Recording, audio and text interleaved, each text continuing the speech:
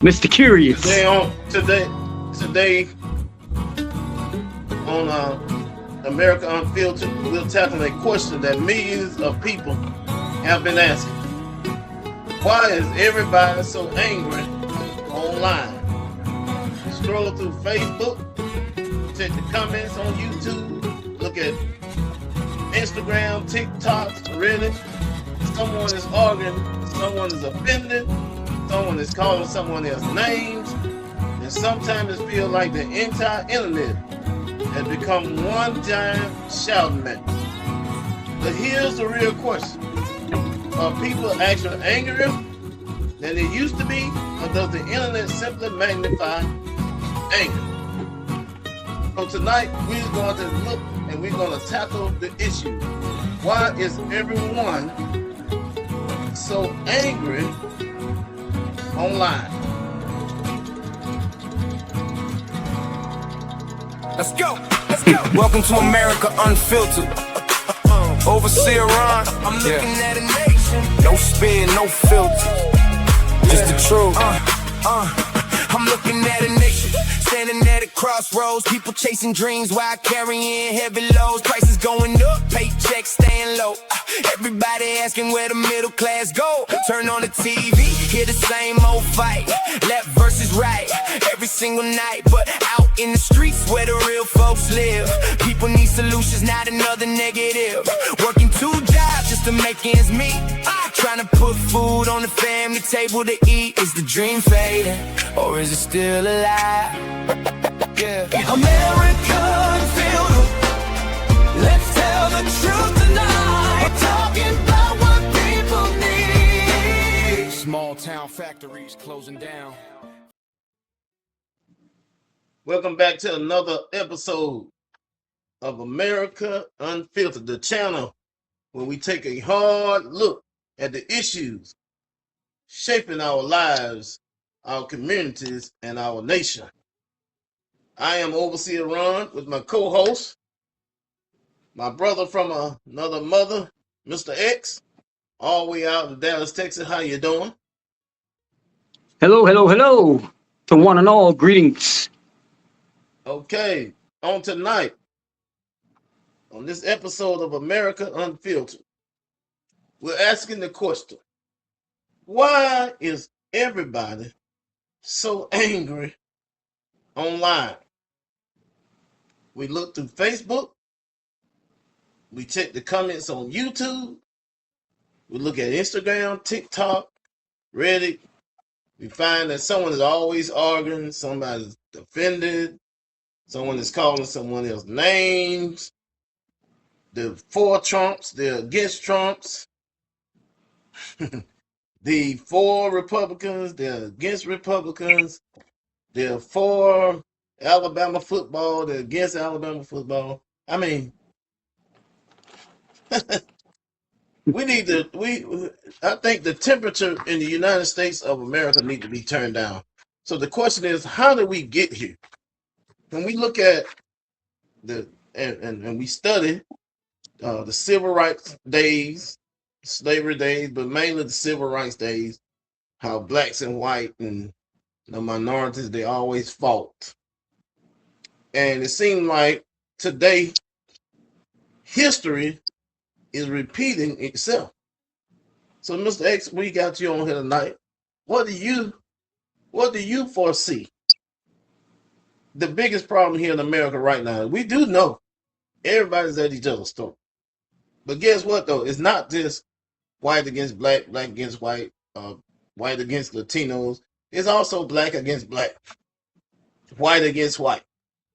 But and then when you go online and you read a lot of the comments on Instagram or YouTube, TikTok, I mean different comments that people put out there, on social media.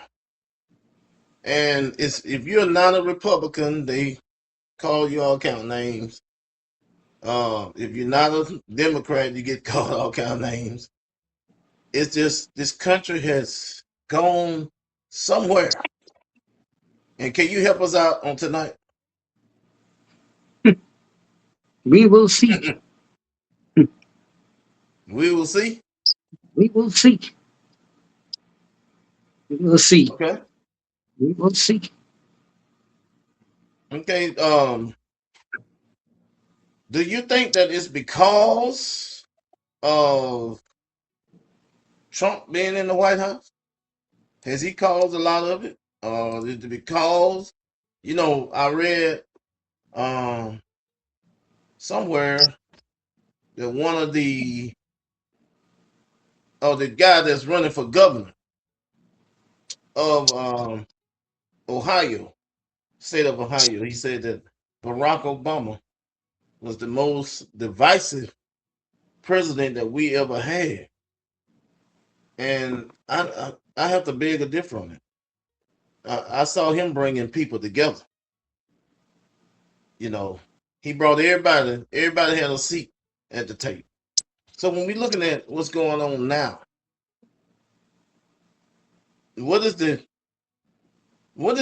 causing all this? Is it politics, or it just things just have not changed? We think that it had changed. From the 60s, like we have come, and everybody started thinking that we have come so far in this country. I even heard the senator from South Carolina said that America is not a racist country. But it seems like since Trump has been elected, we have seen more racism. It's like people just coming out of the closet, or what they was hidden, but they have came out of the closet. I was online, I made a comment, and I was told I need to go back to Africa. Just because I made a comment, I criticized the president of the United States. I was told I need to go back to Africa. I'm just looking for a handout. My thing is, what I'm saying is, if we can spend all this money overseas in an illegal war, we have all these poor people here in the United States of America. And then you tell the poor people that you, and some people that actually need help. Okay, I think we lost Mr. X.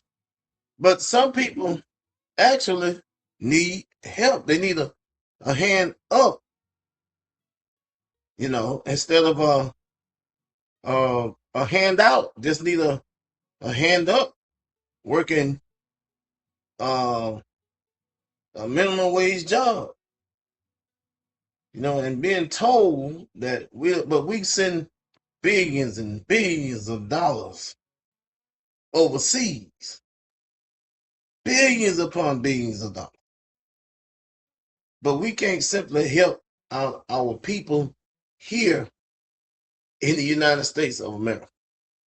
And so when we make a comment like that, and then we get called all kind of names, you're just looking for a handout. Nobody's looking for a handout, but that we are going to have poor people.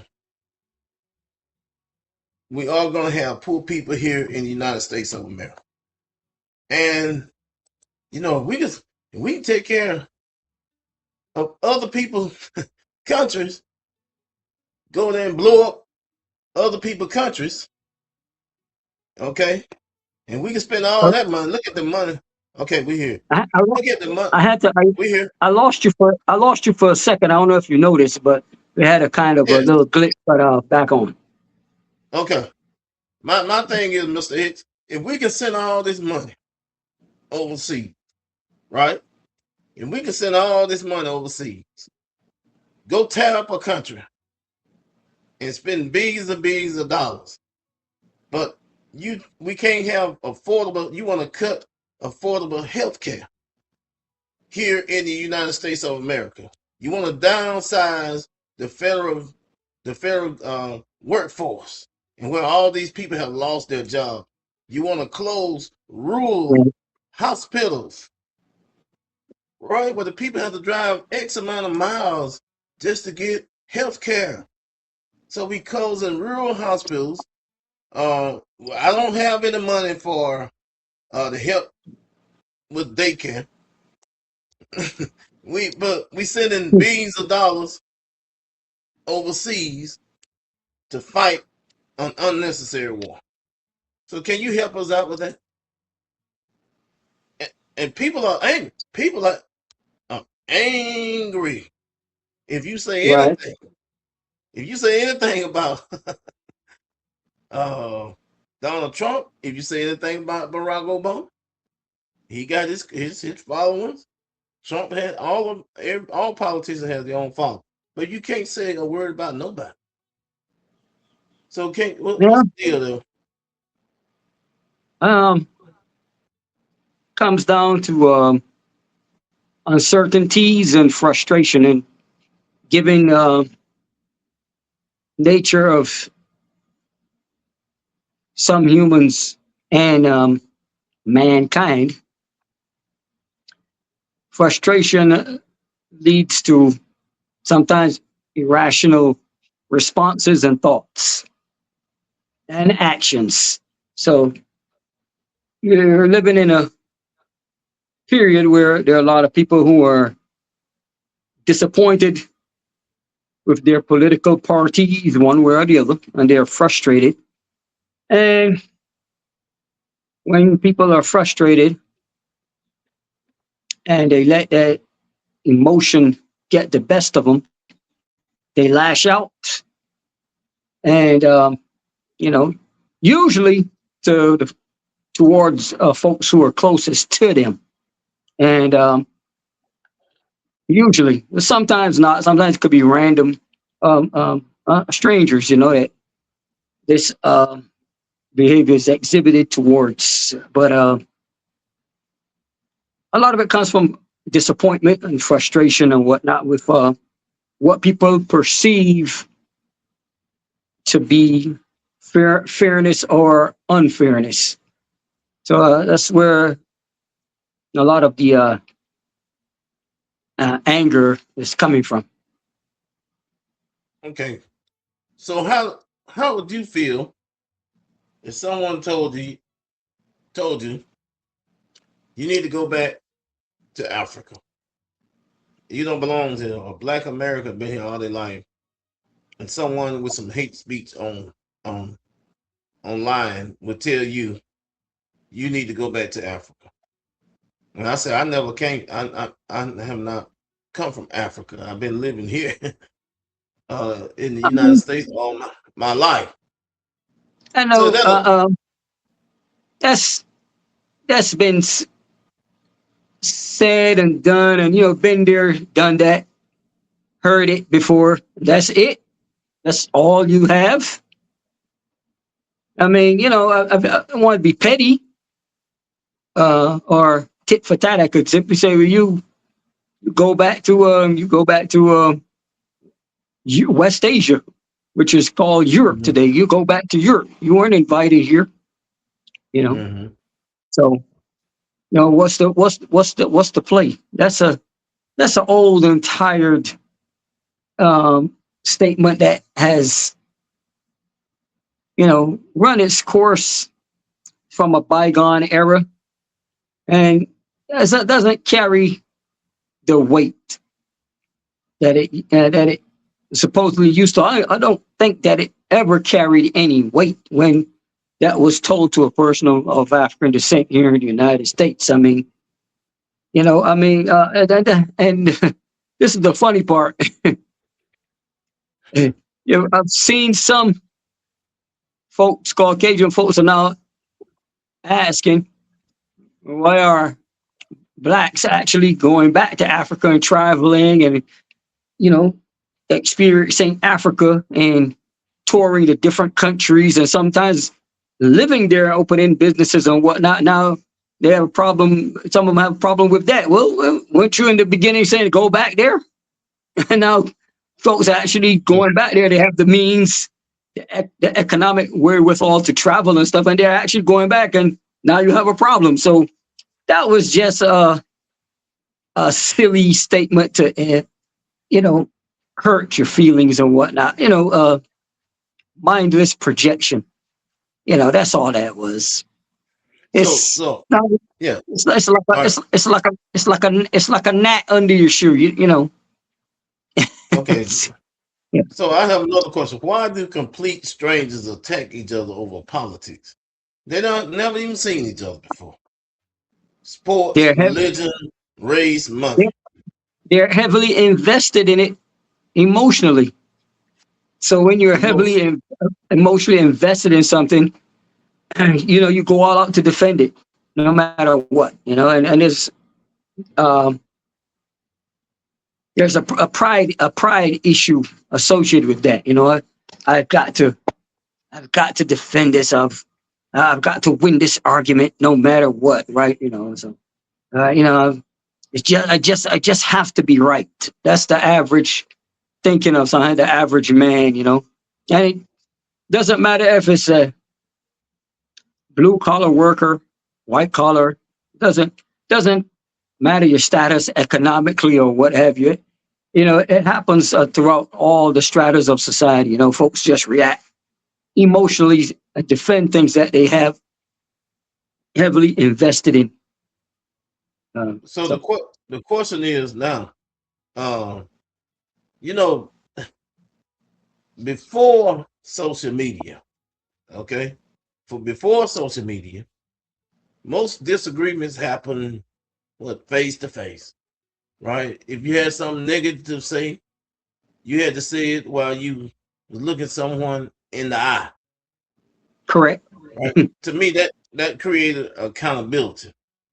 And the thing was, people thought twice before they said something because you having to face this person. Okay, so now they've they've hidden behind fake accounts, you know, different names, and they feel like they can say whatever they want to say. So has the internet really changed what we call human communication? The way that we, Yes, yeah, yes, definitely. Yeah, yeah. I mean, okay, yes, yeah. Just that's the cell phone alone cha- yeah, changed a lot of ways people communicate. Even before cell phones were equipped with internet access, mhm, they they changed the way people actually communicated. I had an acquaintance. He told me that, and this is years ago. Before the phones got really fancy and all that, with social media on them. His sons, he he was amazed that his sons are in the same house and they're texting one another. They're just a room yeah, away. yeah. So yeah, imagine that they just go by there and tell you, hey, I need to talk to you. They're texting a room away. And this is So and yeah, this is before the phones had all that internet access and stuff. It's just pre internet phones, and it completely changed everything.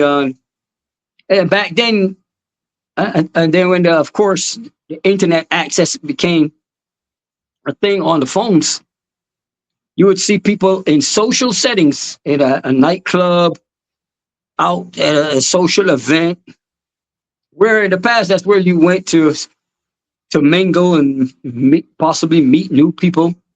You know, just be social. mhm, You would see people. It was, and you see it. It hasn't stopped. You see people still face down in their phones. They're yeah. on social media, but they're in a social setting. People to talk to, but they're on social media. I don't have TikTok or Instagram or none of those. You know, So the Facebook thing Facebook is, account. But the thing so is, yeah, it has changed how people, humans interact with one another. yeah, yeah. So being angry, um, it gets attention, right? Being angry, Yeah, the outbursts and all the foolishness, um, it gets attention. And you know what? Guess what? Social media And the social media companies make money from attention. Yeah. Okay. Yeah. Yeah. Or the longer you stay online, the more ads you see. So that being angry is what keep people, keep people engaged.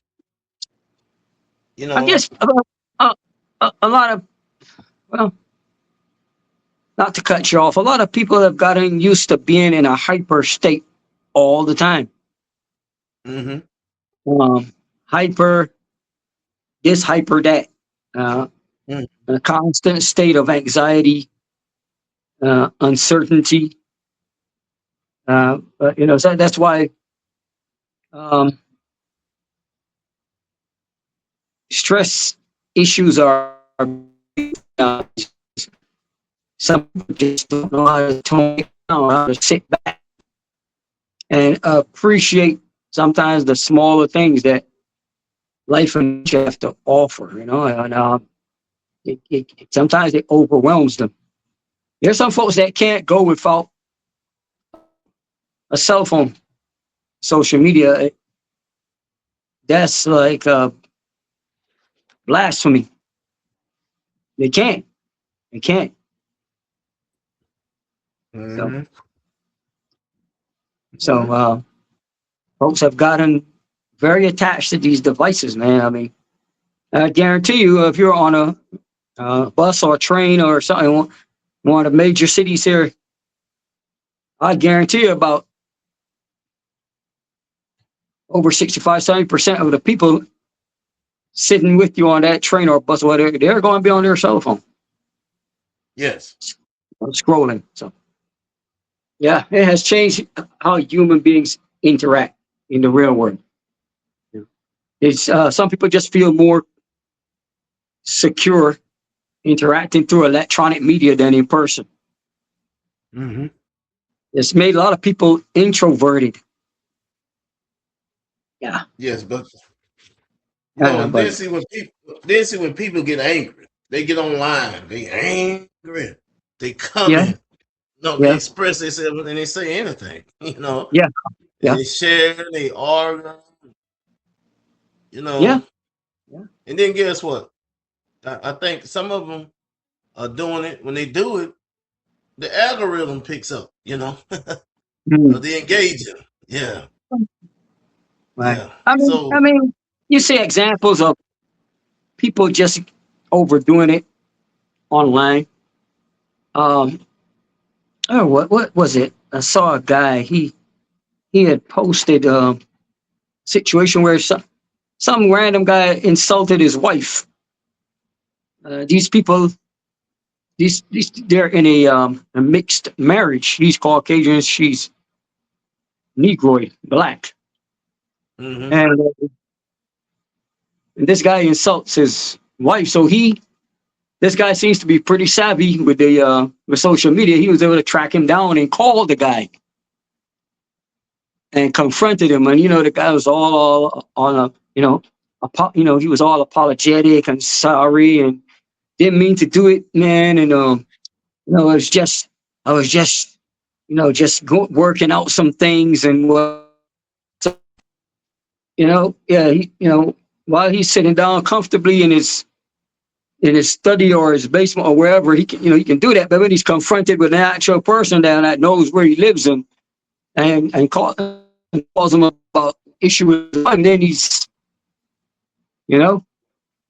yes, he's all apologetic and sorry, yeah. So that happens. The thing is though, today, I mean, politics is nothing new. It's been around for a long time.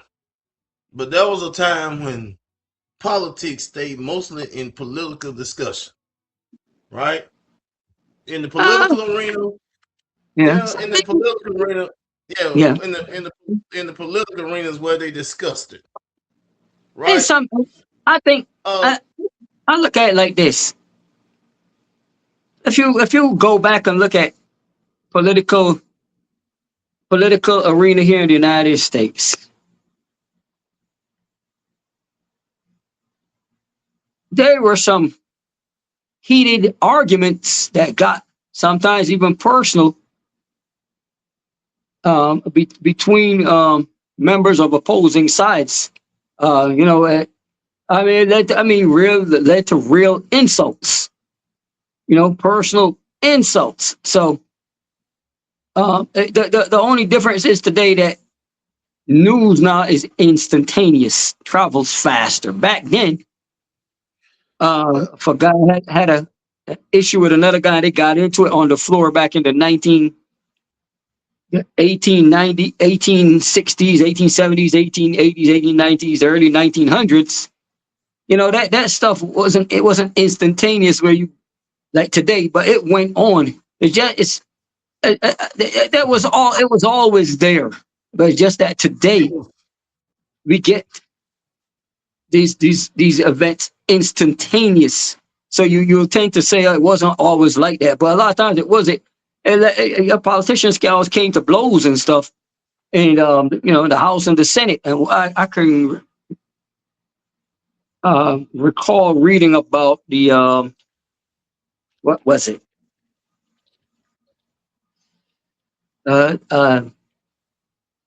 Abraham Lincoln's vice president. Can't recall his name, but he would get into personal insults, especially with Southern delegates and whatnot, you know. And if I remember correctly, there was one point where he was being insulted because he had a swarthy, dark complexion. And the Southerners were insulting him about his complexion. And he returned the insult and pretty much told the guy, well, I get, you know, he told I want to make sure I get the quote right when he returned the insult across the floor. He told the Southerner, I get my color from nature. You, on the other hand, you get yours from the bottom of a whiskey bottle. You know, so you know, it got testy back then. Mm-hmm. And so I had the political stuff spilled over outside where sometimes duels were fought and men died. You know, in the age of, you know, gentlemen, you know, going to a spot and taking out their so-called pistols, you know, or they would call it a gentleman's pistol, and you would have a guy officiating the meeting, and you know, and they would march off in opposite directions and turn around and fire at one another over insults and whatnot. You know, that happened. Yeah. Okay. But So that news is instant today, so we get it instantly. So it seems like, well, this didn't used to happen, but yes, it did happen, but it wasn't instant like today. Okay. What about the day not too long ago? Trying to see who was president. Like Bill Clinton was president. Had Republican House, you know, majority. And those guys, Democrats and Republicans, believe it or not, they used to battle it out. But at nighttime, they used to go to dinner. They go out and eat. You know, they battle it out on the House floor, on the Senate, and they went out to eat that night. Well, you had cooler heads during that administration, a more mature mindset during that administration. So it is what it is. Yeah. This is what I think. I think the election of Barack Obama, I think it brought out the worst in America. I think it brought out the worst in America.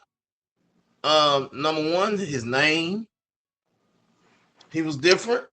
Okay.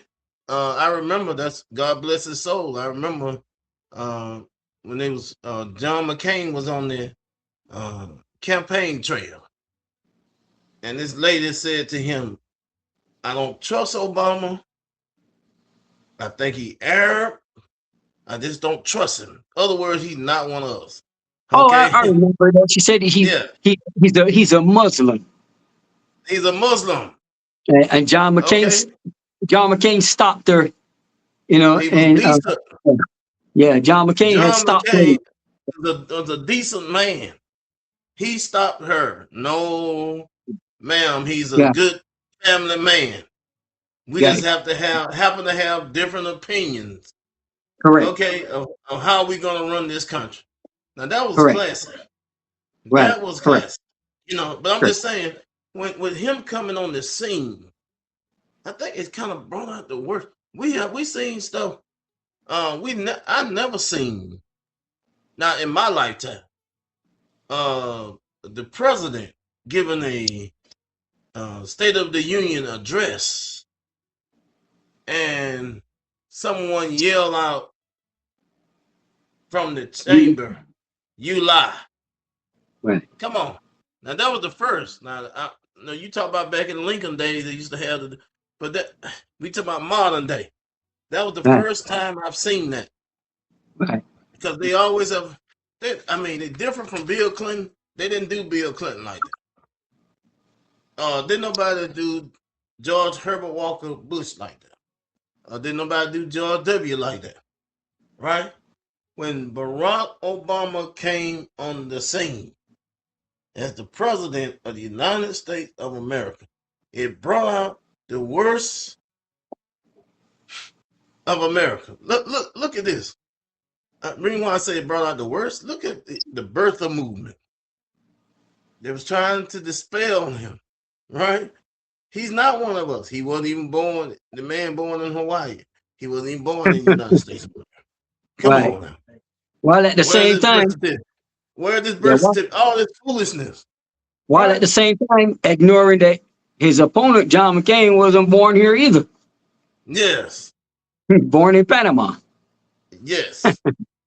And see, here's the thing. Here's the thing. It brought out the worst. We start seeing this. Where we start seeing all of this foolishness. All of this I foolishness. mean, it simply comes down to a sense of entitlement Yes. by a European collective. Is that we found this? Mhm. We founded this nation Mhm. not for the melanated man to prosper. It was intended to be a permanent burden bearer. Mhm. You know, a creature to be under our foot, and you know, to be treated like livestock. So there you have it. And then folks start to rise and come up out of it. Yes. Yeah, people. I mean, look what happened right after, during and after Reconstruction was a wake up call to the European collective.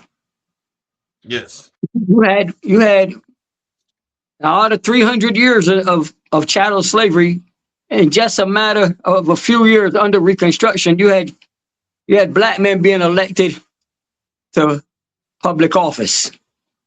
Yes. Blacks were opening schools and universities, owning large tracts of land. At one point, collectively, black people in the United States, black citizens in the United States owned over 18 million acres of land collectively. Mhm. I think that's the correct. And so when a person looks at that, who's had you in a state of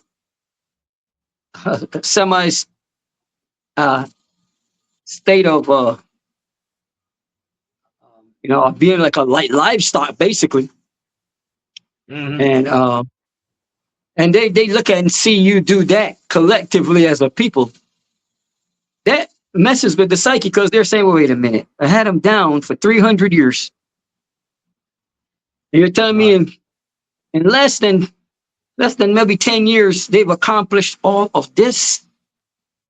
Oh no, we got to come up with Mhm. ways and means to keep them underfoot as a permanent underclass, because this is affecting my ego. That's what you call Mhm. having a bruised ego, because now you've been taught all your life that they're animals, they're beneath you, and just within a short period of time of coming up out of bondage, they're senators, state representatives, lawyers, doctors, dentists, owning land, and that causes a what you call a malfunction in the racist mind. So of course they had to come up with such things as, you know, grandfather laws and the Jim Crow laws and stuff, because they were saying, well, we don't want to have a level playing field with these folks. They've shown us what they can do in a little period of time after being subjugated and controlled for 3 centuries. This is what they're producing in less than what, 10, 15 years. That right Yeah. there is a threat. So Mhm. that is a threat, and again, it destroys the ego, because it goes Yeah. against everything that they were led to believe that they should be in what you should be. You know? Okay. Yeah. So do you think human beings are what they call tribal by nature? Remember thousands of years ago, Uh, tribes help people I survive. mean, yeah, well, because that was survival when it came to being in large in groups and numbers. Your chance of survival were better. Yeah, Yeah. the Well, lone guy out there, in the forest, he was more at a risk. He had nobody to watch his back. But if hmm it's a group, that takes some of the anxiety and fear off. You know, you're primordial human being hundreds of thousands of years ago, living in a hunter gatherer state, what have you. It would be smart to be in a group. And that's not a life for a lone man or even a lone woman. You know, okay. Yeah. you can sleep and rest while others watch and keep guard. You know, you are down at the lake or the river collecting water. Someone's looking around, make sure there are no predators coming, or maybe another hostile group approaching. You know, it's easier when it's a collective of people. So it was that dynamic came about because it had to be for the collective to survive, Mhm. and that's just how it You is. know, You know, it's how it is. okay. No, You gravitate yeah. Let me. towards who looks and speaks and sounds like you. You know, have similar likes and Yeah. dislikes. Just human. You know. So yeah. So right now, uh, here in this country, people are stressed out. You know, let's be honest about it. They are stressed out. You know, life is very difficult for some people. You know, you're looking at, prices are high, housing costs are rising, debt is increasing. Many people feel financially trapped. Others feel lonely. Some are struggling. Some are worried about the future. And so the internet becomes like an outlet. People bring their frustration online. Yeah. And the stranger they're arguing with may not be the real source of their anger. Now, I see online right now that many people, um, it depends on if you have a Democratic governor or Republican governor. You know, if you have a Democratic governor, majority of the MAGA movement, they blame the governor. You know, uh, if you have a Republican governor, people don't blame the Republican governor for the state of the country right now. But if you have a Democratic governor, they want to blame the Democratic governor for the high rising in costs and gasoline, gas prices, and inflation. So where today, when people is online and they blaming, they point fingers, where do the blame lies? Is it the Iran war? Where does I mean, everybody angry, but to me they point fingers. They need to point it. They got it pointed in the wrong direction. Well, sometimes too, what causes that too is a sense of hopelessness. Okay. That's where anger comes from. That they'll say to themselves, "The government's too big. I really, can't really do anything to change this monster." So that makes them angry because if they want something to change, but Yes. they don't know how to go about changing it, or they think the job is too big, and they get frustrated, so they lash out, just to blow off some steam. Because again, that's the nature of people. But both parties have been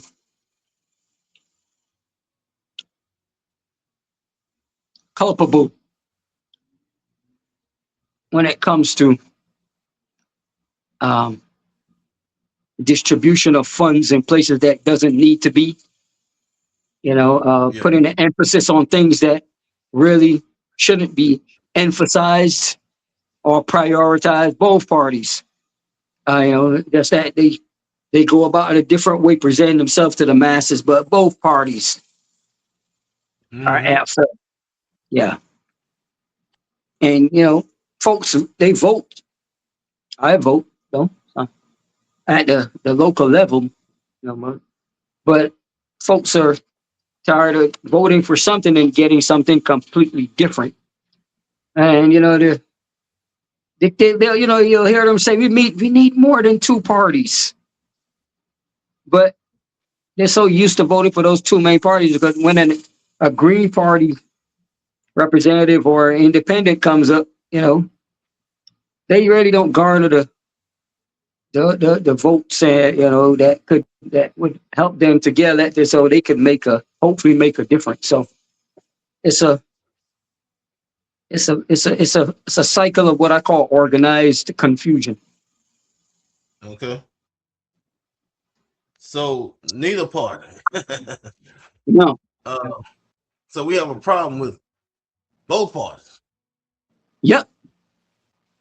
Okay. Yeah. They're both responsible for a lot of overspending, unnecessary spending in places that shouldn't, that the money shouldn't have gone, and neglecting the basics, the fundamentals of society, and that's what has led to this situation right now. People are just frustrated with both, both Republicans and Democrats, and the difference is the Republicans. Let's just talk about just the black constituents and Black America in general. Republicans really don't pander, or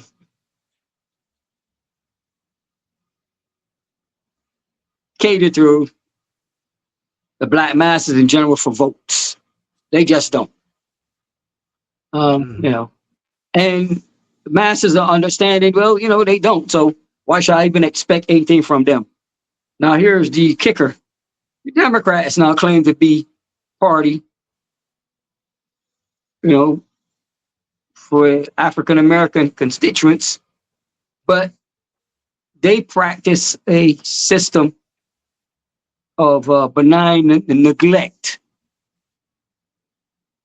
They come to you, whether your community meetings, your churches or whatnot, and talk a good game. But when elected, no tangibles. So that's worse.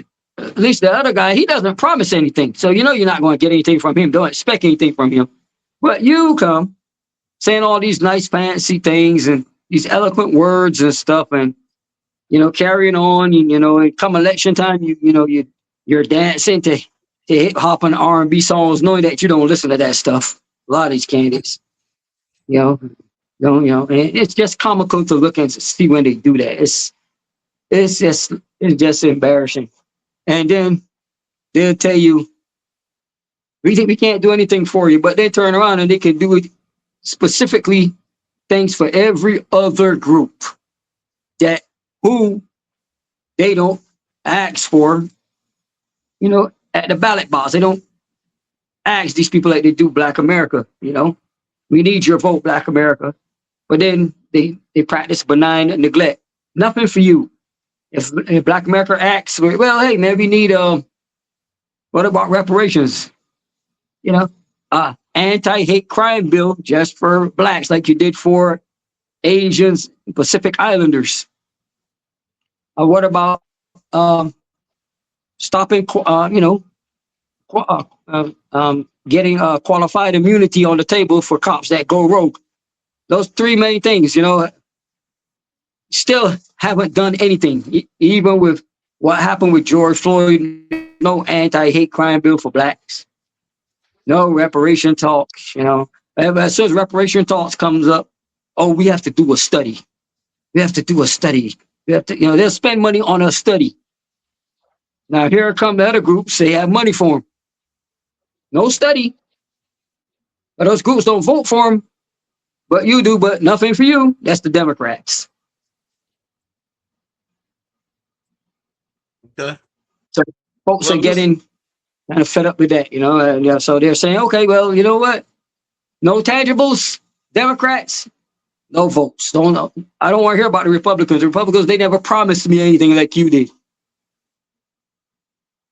That's the hook, line, and sinker right there. No tangibles, no votes.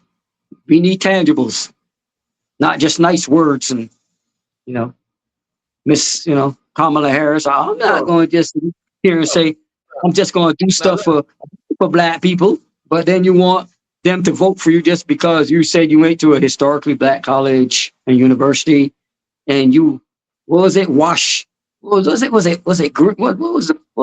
collard greens in a bathtub? I don't know where that came from, or prior to that, Hillary Clinton talking about she walks around with hot sauce, I think, in her purse. Like, what? That's supposed to get you votes from. What are you going to do? Let me tell you something.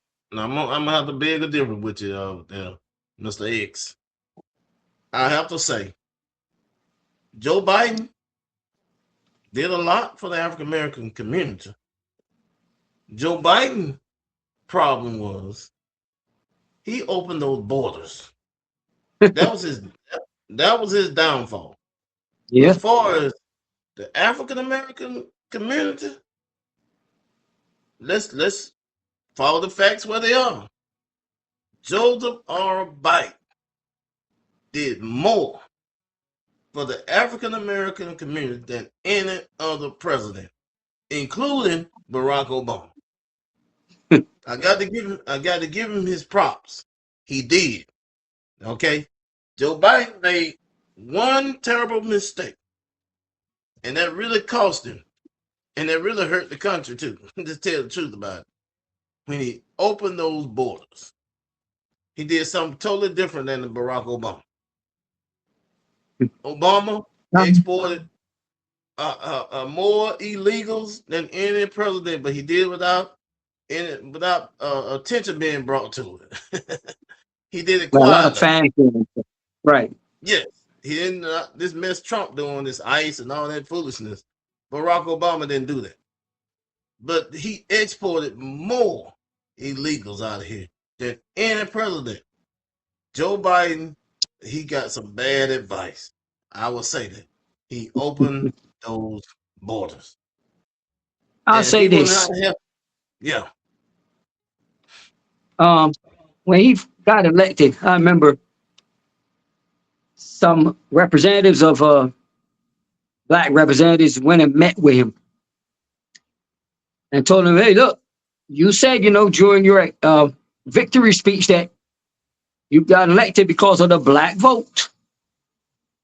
So what are you gonna do, Joe?" And even when he was running, he was arrogant enough to tell black. He didn't tell any other group this. You don't vote for me. If you're going to vote for me, you're not black. What Yeah, kind that of was. nonsense is that? Yeah, right there. That was. That's just arrogant. That's arrogant. What I call dumbfoolery. But Yeah. and then, like I say, when he did get elected, and these representatives went and sat down and talked with him. He's pointing fingers at them and telling them, "Now look, you need to get with the Latino community and stuff if you want stuff done." See that type of stuff right there. That's an X on him, as far as I'm concerned. You just said at your victory speech because of their vote. That's what made you win. And now they're coming to you asking, "What are you going to do, Joe? You're going to tell them they need to get with some other group?" See that kind of stuff now. And before that, tell them that they're not black. What do you know about being black? You've never been black. You're not black and never will be black. You're a Caucasian man, commonly known as a white man. You did tell that to the Asians. If you don't vote for me, you're not Asian. You don't vote for me, Hispanics, you're not Hispanic. But the arrogance and disrespect you showed those representatives pointing a finger while doing it, no, absolutely not. Yeah, I didn't Absolutely like that. not. And Yeah. they did Yeah. when they did things where we got some stuff done, it wasn't specifically for us.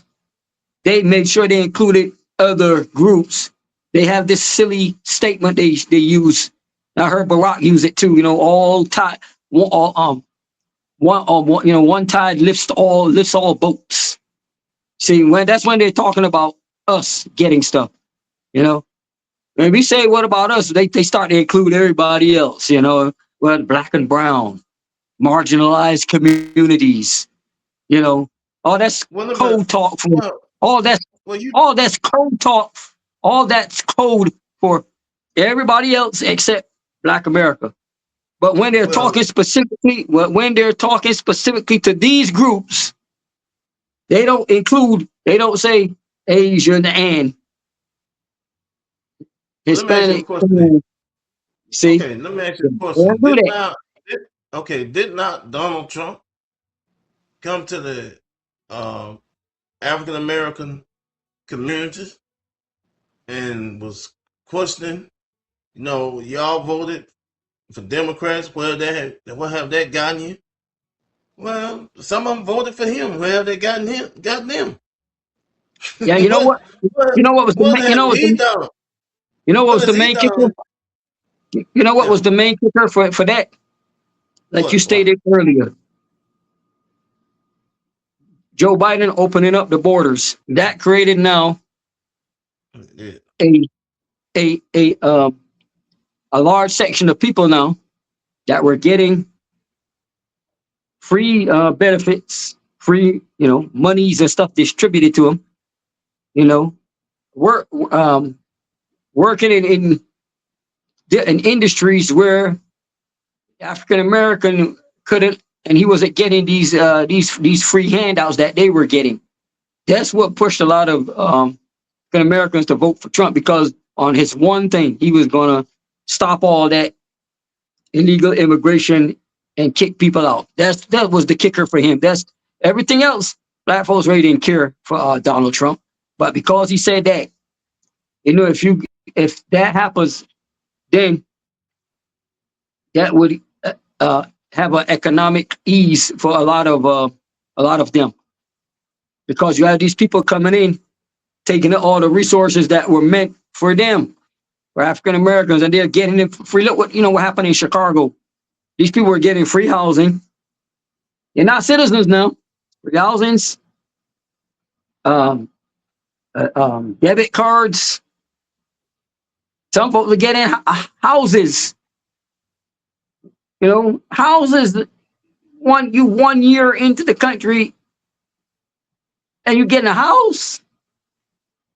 Stipend, thousands of dollars every month. Some getting cars, and the average black constituent in Chicago is looking around saying, "Wait a minute, what's going on? I can't get this stuff. I tried and it denied me." So that's what drove them to vote Republican. Not that they like Trump, but because did they get, that one thing. Did they get anything for voting for Donald Trump? Donald Trump is really what? Yeah, but really I'll say because of the immigration crackdown, a lot of areas have opened up for especially black men in fields that they were locked out of as far as employment and stuff. I can tell you for a fact, I see a lot more brothers right now in construction, working in city crews on the road and stuff. Those jobs years ago were African American predominantly, but then with the influx of the legal, that went away, and they couldn't even get a foot in the door. But that is one aspect.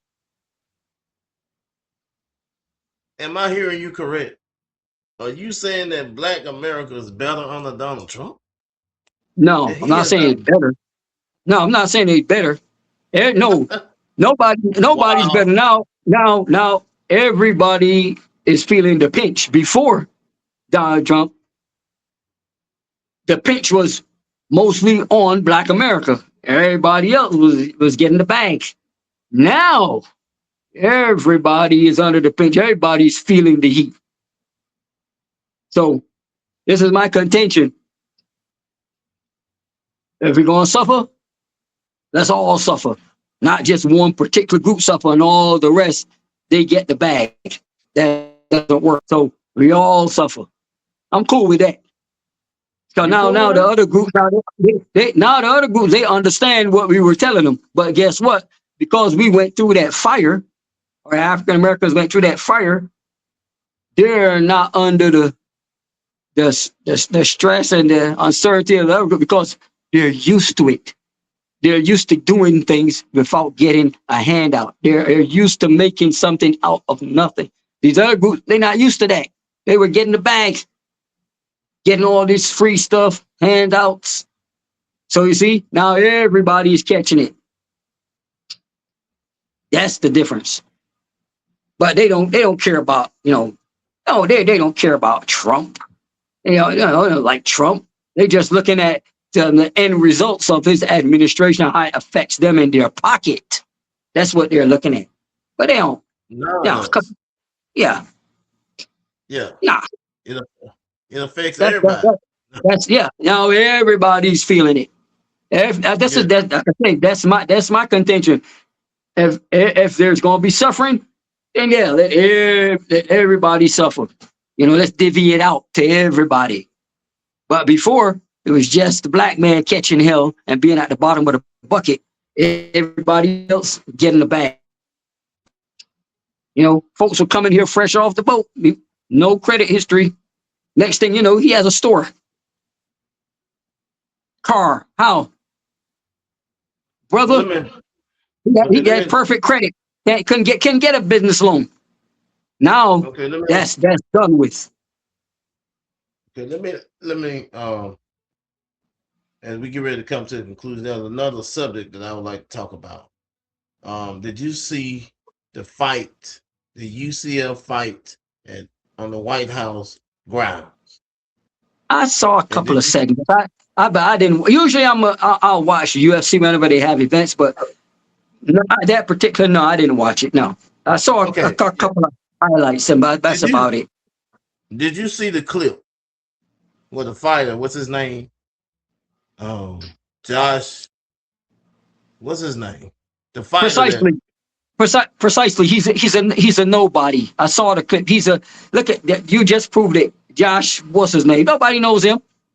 And look at what he said. That was to create some shock value, I guess. And what has it done? Nothing. And keeping in character, the Obamas haven't even responded because He's a nobody. Why an elephant does not respond to an ant? Okay. Make sense? You know, Yeah. like in the Avengers movie.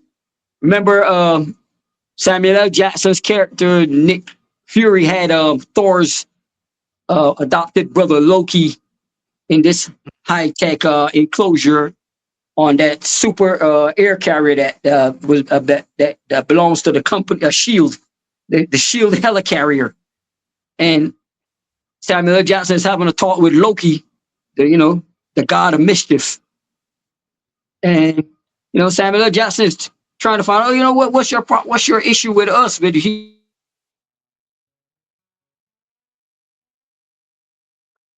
You froze out on.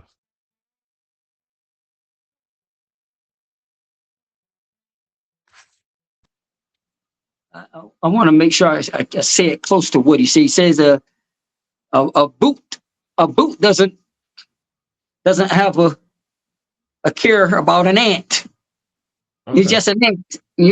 Boot steps on it. It's not even a second thought. So that's how he viewed things. So that's how the Obamas and people in general view that guy. Whatever his name is, he's a nobody. You don't even know it. I've never heard of him. Who cares? Say stuff like that again. A childish response. Who knows what he has going on at home? For him to say something like that, just out of the blue, nobody cares. Yes. Yeah, I Okay. still don't know his name. He's still not known. Gosh, holy, whatever his name is. It's Yeah, something like still not known. What you call it? That guy. What's his Yeah. face?